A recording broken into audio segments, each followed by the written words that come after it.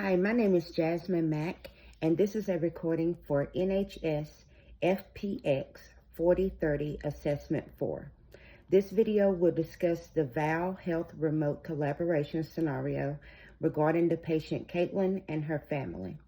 I'll provide a brief overview of the circumstances, talk about the care plan, examine the benefits and limitations of interdisciplinary collaboration, and explain the evidence-based methodology that was applied to develop the care plan. You'll be able to understand how crucial remote collaboration is for providing top-notch evidence-based care by the end of this video. The background: Caitlin is a 2-year-old who's admitted to the hospital related to pneumonia and decreased subcutaneous tissue. This is her second admission within 6 months related to pneumonia. After an in-depth examination, it was determined that Caitlin has cystic fibrosis, or CF as some people call it. Cystic fibrosis is a genetic condition that affects the protein in the body. People who have cystic fibrosis make thick mucus that can build up and lead to blockages, damage, or infections in the affected organs. Inflammation also causes damage to organs such as the lungs and pancreas. Patients with cystic fibrosis require frequent treatments and at-home therapy to avoid recurrent hospitalizations. However, a lot of individuals might find this care challenging, but for Caitlin and her family, they might find it especially challenging for a number of reasons. These include the family's hour-long commute to the hospital, hazardous winter travel conditions, and the lack of nearby healthcare facilities. Additionally, Caitlin's physician is inexperienced and unprepared to care for and treat a patient with cystic fibrosis because of the limited scope of healthcare system in the hometown. The recent separation of Caitlin's parents, the long hours put in by both of them, and the subsequent job loss of her father left the family in a tight financial situation. Each of these factors influences the caliber of care that Caitlin will receive. To guarantee a good health outcome, evidence-based care plans are necessary. In Caitlin's case, her treatment plan involved numerous healthcare professionals and featured an interdisciplinary approach. Her doctor, Dr. Copeland, a respiratory therapist, Helga, a social worker, Simmons, and a nurse, Anderson, made up Caitlin's care team. All of them were employed at the Valley City Regional Hospital from her primary clinic in McHenry. She also received care from Dr. Benjamin and a social worker named Becker. Caitlin was given the following advice after the staff care meeting: to take the pancreatic enzymes, to take the fat-soluble vitamins, and to also increase her protein, put her on a high-calorie diet to help with the malabsorption, and to ensure appropriate nutrient intake.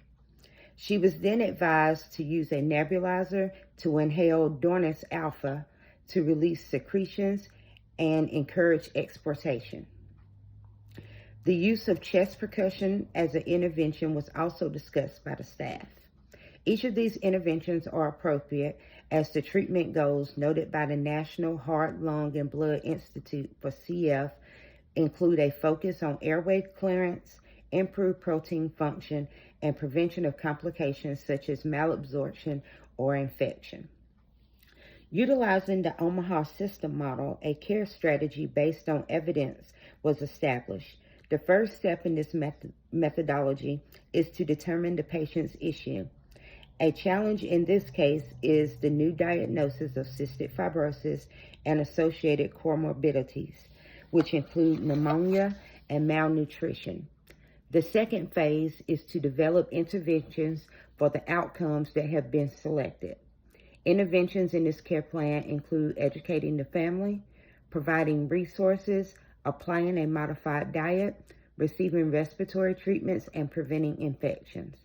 The interventions aim to advance standards of care while taking into account the available research, clinical knowledge, and agency guidelines. Every one of the orders for Caitlin, as previously noted, was in accordance with the objectives set by the National Heart, Lung, and Blood Institute for Cystic Fibrosis. The healthcare team will evaluate the patient's results and progress at different points using the issue rating scale that is included in the third phase.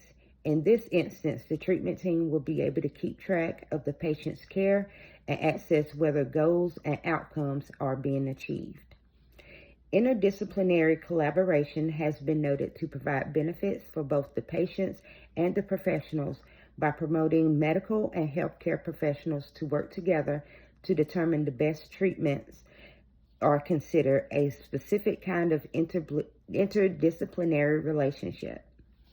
Healthcare collaborations, defined as interpersonal process characterized by healthcare professionals for multiple disciplines, will be shared objectives, decision-making together to solve the patient care problems. And this is by the NCBI 2023. The fact that Caitlin's family lives in a small rural community with few resources is the biggest issue that could impair Caitlin's care. This also implies that there are few support groups for her family that are tailored towards this particular disease, as was indicated in the VAL Health scenario. It was noticed that the only support group in the area is in a neighboring town, but it focuses more on helping parents whose children have already passed away than it does on helping those whose children are still living. In the light of this, telehealth might be the most practical choice for giving the family support during this time-changing diagnosis. Telehealth can bridge the treatment gap by making treatment services more convenient and accessible, improving patient outcomes, and reducing health disparities. It can be challenging to deal with a diagnosis that will change your life, especially if you are a child who lives in a place with very little resources. As a long-time diagnosis, cystic fibrosis necessitates the early implementation of a successful care plan to guarantee the patient receives the finest treatment possible to provide the best quality of life. A quicker and more efficient plan of action is made possible via interdisciplinary teamwork. Telehealth is a crucial choice to be taken into consideration in light of the challenges or difficulties in order to increase patient and provider access to resources. Collaborative treatment was proven to be the most beneficial for Caitlin and her family in this VAL Health scenario. Again, this is Jasmine Mack, and I am submitting my video for the Class 4030 Assessment 4. Thank you.